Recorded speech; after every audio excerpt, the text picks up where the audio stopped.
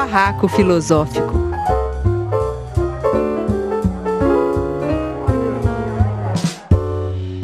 Então, oi, gente, estamos aqui, eu, Fernanda Carlos Borges, com a Marina Souza, com o Alessio Souza, com a Renata Oliveira, com a Luísa Simões, com Cris Oliveira, para mais um Barraco Filosófico da série Ouvir Isso. Para quem acompanha o nosso trabalho, esse projeto do Barraco Filosófico começou como projeto de extensão, de intervenções de rua para conversas filosóficas. Na pandemia, a gente migrou, né, para esse formato aqui na rádio, e o nosso áudio vai para a Rádio Madalena e também para a Rádio Web de Torres, no Rio Grande do Sul, para a Rádio Madalena de São Paulo, e o nosso vídeo vai para o canal Filosofia em Movimento. Luísa, o que você ouviu? Eu escolhi essa frase, apanhei quando criança e não morri, mas eu peguei ela de uma adaptação, na verdade. Eu acho que é uma frase que todo mundo já ouviu, né? Então eu escolhi ela. Mas no contexto que eu ouvi, foi, veja bem, de uma colega de trabalho, professora, pedagoga, no ambiente escolar, na hora do almoço, que a gente estava discutindo como algumas crianças estavam muito desobedientes. E aí ela falou assim, no meu tempo... Desculpa. No meu tempo, as crianças, a gente ajoelhava no milho quando desobedecia a professora. Porque a frase era assim, as crianças ajoelhavam no milho e isso não me traumatizou. E aí eu falei, mas você já teve que ajoelhar no milho? E ela falou assim, não, eu não, mas eu vi muita gente ajoelhar, porque eu era muito comportada, então a professora nunca me mandou ajoelhar no milho. E aí eu fiquei pensando, qual é essa construção de caráter que se construiu, né, vendo uma outra pessoa sofrer essa violência, que é uma violência que, na verdade, nem ela mesma sofreu, mas ela defende, né, que outros tenham sofrido e continuem sofrendo, e ela queria reproduzir. É muito comum as pessoas que já apanharam dizerem exatamente isso. Eu apanhei e eu estou aqui, eu não morri. E aí eu pensei em 3 reflexões, assim, mais no sentido argumentativo da coisa. E aí eu fiquei pensando, na primeira questão da total individualização, sabe? A régua da minha experiência como a régua principal de algo, né? A minha experiência de que, bom, se eu apanhei e não morri, então é ok que outras pessoas apanhem também, né? Desconsiderando tudo que isso inclui. E aí, hoje, eu não consegui deixar de fazer um paralelo, porque hoje, dia 17 de janeiro, que a gente está gravando esse barraco, a vacina foi aprovada para uso emergencial pela Anvisa e os primeiros brasileiros foram vacinados. A gente quer comemorar, tá tudo tão absurdo que Renata tá falando, a gente tá sentindo falta de poder ficar feliz com isso. Muito bom, né? Uma notícia boa. Mas aí eu não consegui deixar de fazer um paralelo com aquela frase que a gente tem para trazer mais para o atual, né? Que a gente tem ouvido muito, que é, sei lá, eu não vou vacinar. Eu não vacinei meu filho e ele tá bem. Essa frase a gente sempre ouve, né? Eu não vacinei meu filho e ele tá bem. Colocando a sua experiência individual como única régua, desconsiderando toda a trama que é para que se fazem campanhas de vacinação, né? Que diferença faz? Se uma só pessoa se vacinar e as outras não faz diferença nenhuma, né? Então, que essa régua da individualização que me pegou, que, na verdade, tudo bem, a pessoa apanhou e ela não morreu, mas, tipo assim, e daí, sabe? Esse não é o ponto, não é por isso que a gente depende que as isso pessoas não tem nenhuma apanhem. Função estatística, nada. Aliás, a falar para o pessoal, gente, o nosso último barraco foi sobre isso. Sobre o que significa a vacinação, por que a vacinação é uma responsabilidade social. Quem trouxe foi a Marina. Dá tchauzinho aí, Marina. E se chama Ouvir Dizer Quem Vacinar Vai Virar Jacaré. Pontuando que há pessoas que ótimos argumentos para você perder o medo da vacina e entender que é responsabilidade pública. É isso aí. Bora vacinar agora que a gente pode, a gente vai vacinar.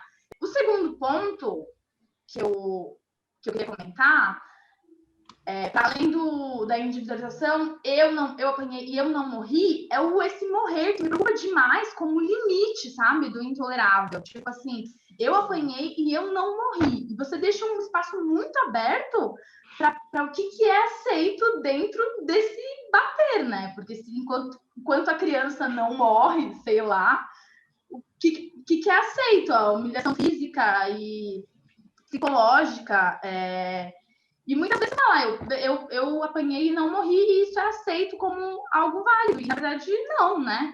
Você está querendo dizer assim, entre o apanhar e o morrer tem muita coisa, né? Tem muita coisa, né? E enquanto não chegar no morrer, parece que é válido.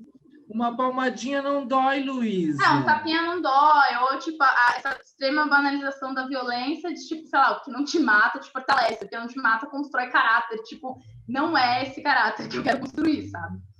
Parece que coloca essa agressão física num lugar não só de algo que acontece, mas num lugar de algo que precisa acontecer, né? Tipo, o caráter não vai ser construído sem que haja a violência, né? É meio bizarro pensar isso, porque quando essa pessoa defendeu na escola, ela estava realmente falando, ó, tá vendo por que é assim? Porque não apanhou. O único jeito de resolver é botar ajoelhado no milho. Enfim, aí eu fico pensando aqui que consequência que pode ter, né? Gerações e mais gerações e gerações de pessoas que entenderam que a única forma de conseguir disciplina, de conseguir educação, de atingir um objetivo é através da violência. E aí, só um último ponto, que é mais puxando a minha sardinha porque essa situação que eu tô narrando aconteceu numa escola, né? Então, só puxando um pouquinho aqui para Bell Hooks. A Bell Hooks sempre fala que a educação, quando ela não é chata, quando ela não é rígida, ela não é levada a sério, né? Às vezes é um método super violento e tal, agressivo, demora um puta tempo para a criança aprender a ler, mas era isso que a gente queria, né? Qualquer outro método que seja mais divertido, precisa mostrar o trabalho mais rápido, com mais crianças, porque senão, tá vendo? Quem foi rir na sala de aula, foi isso que deu. Não é sério, né? Tem um ditado para isso, Luísa, que é o que arde cura, o que aperta segura. Como é que é? O que arde cura, o que aperta segura. Esse ditado caiu, né, por terra quando o metiolate parou de arder, né? Mas tem uma outra frase... Geralmente o que a gente come que é gostoso faz mal à saúde, o que é desagradável ao paladar faz bem à saúde. Tem a ver isso, né, pessoal? Total, exato. Tipo, tanto de ditado que tem, né, que faz a gente entender o tempo inteiro que só através da dor que a gente vai alcançar, né? Alguma coisa que reforça nos pais e nos professores a ideia de que eles podem reproduzir aquele sofrimento que eles passaram na criança, né? Se eu sofri, eu me sinto no direito de fazer com que aquela outra pessoa se sinta também, principalmente se eu tenho essa sociedade que está o tempo inteiro dizendo que é só sofrendo que eu vou... que eu vou alcançar, que eu vou conseguir ser educado, né? Alessio. A Lei 13.010 de 2014, que altera o Estatuto da Criança e do Adolescente no tocante à violência contra a criança, certo? Famosa Lei da Palmada. O nome da lei é Lei Menino Bernardo. A palmada é um diminutivo da violência, um menoscabo. A palmadinha na bunda, a cintada, pegar o chinelo, certo? Que é aquela violência que não tira pedaço, que é legitimada pelo exercício do poder de apropriação dos pais sobre o corpo dos filhos. Então, essa campanha foi muito interessante. Eu acho, sim, que não pode dar palmada. Essa é a minha opinião. Mas dizer palmada é dizer menos da gravidade do problema. Eu quero pontuar uma discussão que é a seguinte: a falsa dicotomia, a dicotomia enviesada entre pensamento crítico e disciplina. Eu acho, sim, que há uma esfera própria da disciplina, certo? A disciplina ela tem a sua legitimidade. E o exercício da autoridade é indispensável no convívio naturalmente conflituoso. E internalizar na criança a ideia de uma esfera heterônoma de autoridade me parece fundamental na constituição do caráter, sim, tá? Todavia, o que se quer ao enfatizar a disciplina é trazê-la em detrimento do desenvolvimento do pensamento crítico, como se pensamento crítico fosse sinônimo de desobediência. Então, para mim, é possível, sim, você desenvolver um pensamento crítico, desde que ele seja estimulado desde cedo na escola, e a criança diferencie que, apesar dela ter que obedecer e cumprir algo com o qual ela discorda, ela tenha mecanismos para expressar a sua discordância. O modelo militar estendido para a sociedade como um todo é uma tragédia. Eu não estou questionando que não precisemos ter escolas militares, que não haja um espaço para escolas militares, mas não que isso seja um modelo universal enjambrado para o arrebanhamento da população, no sentido dessa população ser educadinha, quietinha, silenciosinha, passivinha, obedientezinha, idiotinha, analfabetinha. Eu vivi numa casa que a gente apanhava, né? Eu até apanhei menos, mas a gente apanhava. E eu me lembro de uma vez, eu devia ter uns 9 anos, eu lembro muito claramente, a gente estava no supermercado e eu vi uma criança fazendo birra. Eu nunca fiz birra na vida, porque, né, se eu fizesse, eu ia apanhar muito, né? E eu vi uma criança fazendo birra e a mãe conversando muito calmamente com a criança. E aí foi muito engraçado, porque eu lembro que meu pai seguiu com um carrinho de supermercado e eu fiquei, ou seja, uma situação propensa a levar uma palmada. Mas aquela situação foi incrível para mim, porque eu fiquei olhando para aquilo, primeiro porque eu não sabia que seria possível uma pessoa fazer birra e o pai conversar calmo. Aí eu fiquei olhando para aquilo. E aí eu falei assim, olha, gente, eu acho que comigo também resolveria, sabe? Eu acho que funcionaria para mim também. Eu acho que eu não precisava apanhar, sabe? Foi um momento muito, muito interessante, assim, eu acho, da minha vida. Eu acho que ele foi até meio libertador. Eu inventei um negócio com a Alice, que era a lei das mães. Eu não sei se eu já comentei aqui. Que eu falava com a Alice, olha, Alice, tem a lei das mães. Mãe não pode deixar filho nem com fome, nem com frio, nem em perigo. E nem desistir do filho. E aí, o que eu acho isso, né? Que essa lógica da palmada e o motivo que as pessoas questionam a palmada, que é estão entrando na minha autoridade de pai, eu não posso nem dar uma palmada no meu filho, etc., ela casa totalmente com a família nuclear, né? Porque na família nuclear é como se a lei começasse nos pais. Mas o que acontece é que todo mundo sofre 1 milhão de atravessamentos, né? Todo mundo está atravessado por várias coisas. A família não começa nem termina nela mesma, né? E eu acho que uma das coisas legais na lei das mães é trazer para dentro da casa essa ideia de que, né, as leis atravessam a todos.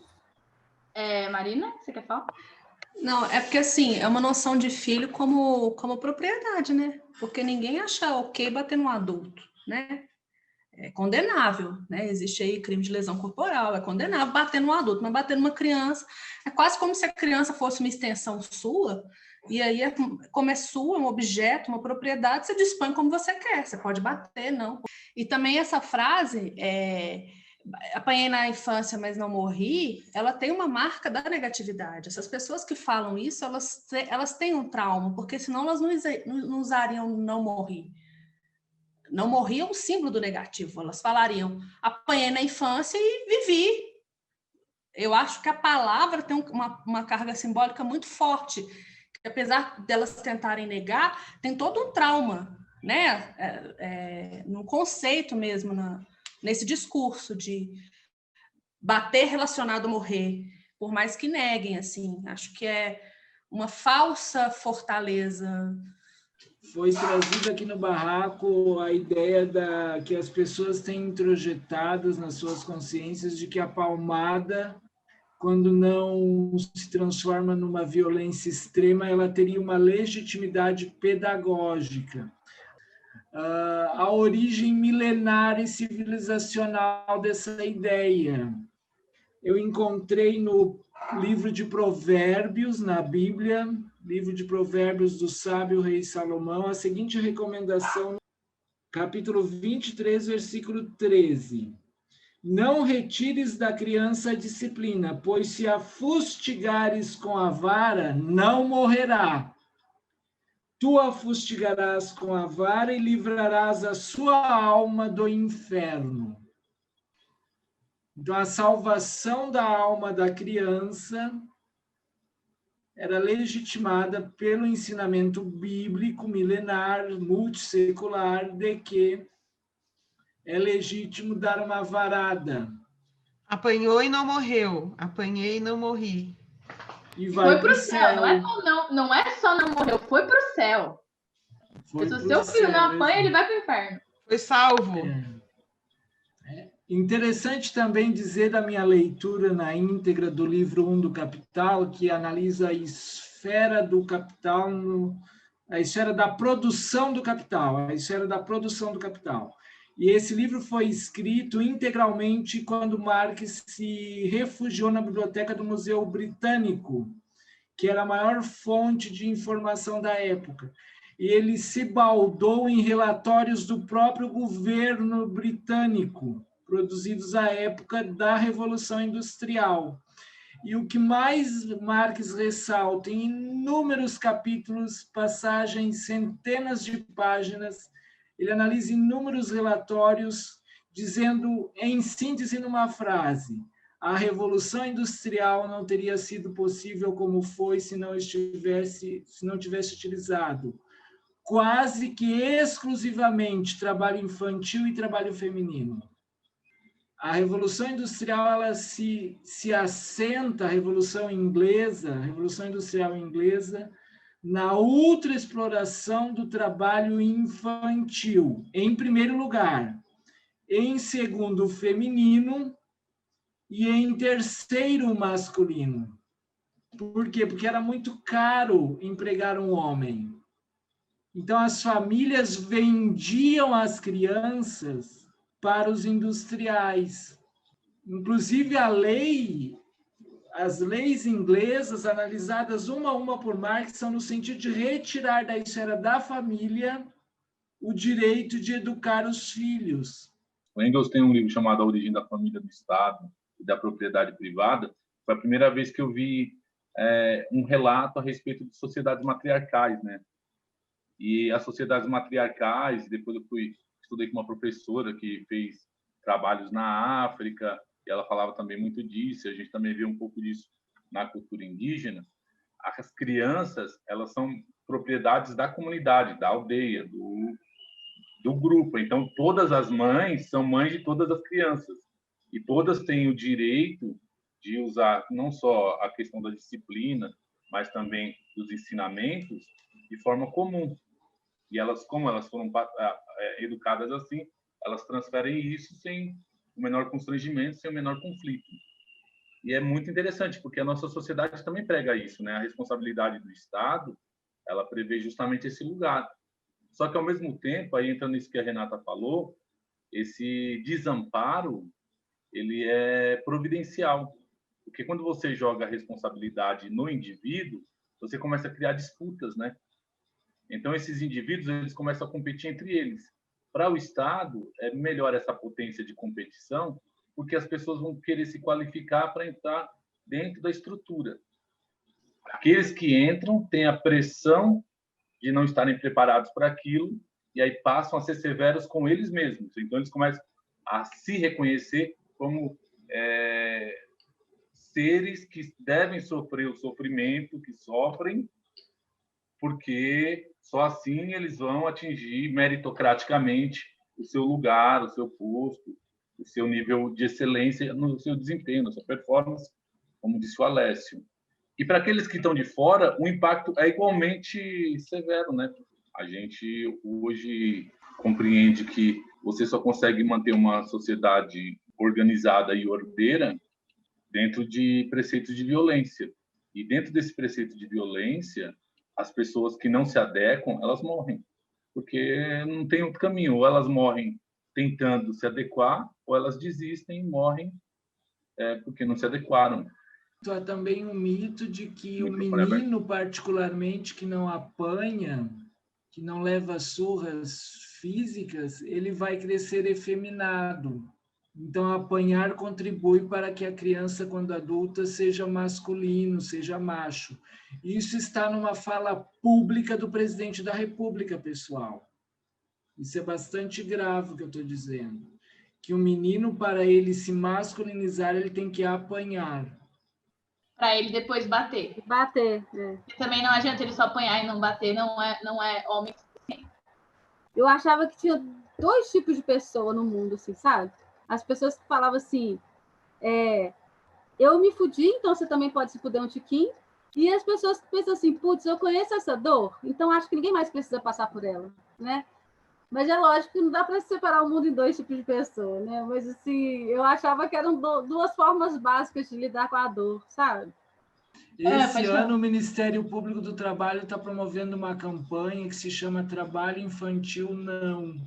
Esse ano é o ano internacional da extinção, da eliminação de toda forma de trabalho infantil, 2021. Eu quero trazer essa ideia para o seu barraco. Porque a criança tu retira do mundo do trabalho, ok. Mas o capital é uma roda que gira. Aí a gente vai levar a criança para o mundo do lúdico. Ora, o lúdico hoje está totalmente colonizado pelo capital. Está monetizado. Nós temos grandes conglomerados. Basicamente, temos um conglomerado, que é a Disney, né? Eu acho que a Disney é o maior conglomerado mundial de monetização do tempo livre da criança. Então, você retira a criança da esfera da produção e essa criança vai para onde? Não, como eu digo, não há salvação dentro do capital. Não há felicidade possível no capital.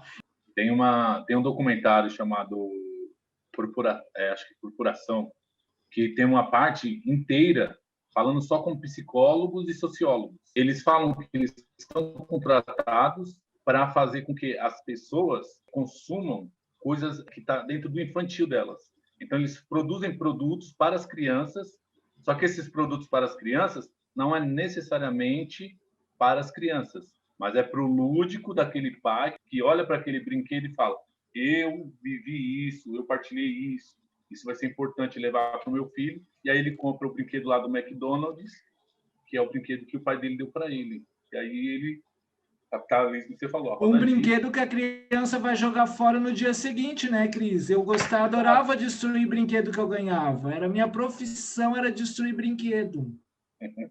Eu acho que brinquedos são superestimados. Acho que são superestimados e ponto final. A criança não liga para brinquedo, liga para brincadeira. Então, um estudo de Montreal, no Canadá, da Universidade McGill, que fez essa comparação com países onde era permitido, tanto na escola quanto em casa, bater, e países que não era permitido, né? E os números foram bem, assim, os números gerais, os índices de violência depois, entre jovens, era muito menor nesses países em que não era permitido bater. Tá, os cientistas da Universidade McGill em Montreal publicaram em 16 de outubro de 2018 um artigo em que tentam entender a relação entre brigas na juventude e o uso da força física dentro de casa. A conclusão foi que em países onde a punição física de crianças é proibida, registram-se em média 31% menos casos de brigas entre jovens meninos e 42% menos casos de brigas entre meninas. A comparação foi feita com países que permitem, seja na escola ou em casa. Eu achei um dado assim, para quem diz, não, mas é o único método é bater, então a gente coloca esse estudo, porque, né, não sei, talvez os estudos ajudem a entender, não tem argumento. E aí, a gente pode colocar uma música para encerrar. É uma música bem curtinha, 2 minutos e meio. São algumas crianças de uma comunidade em Salvador. Fizeram essa música em 2015. Eles são parte de um projeto numa comunidade em Salvador. E as crianças que escreveram e gravaram a música. E eu achei muito bonitinho. A música chama Lei Menino Bernardo.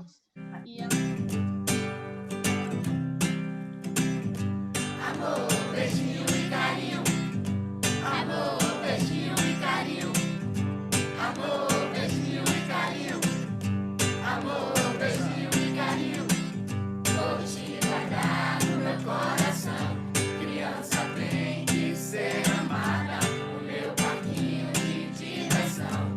Brincar, brincar e pique, esconde, e pega, pega e joga bola. Criança tem que ir pra escola.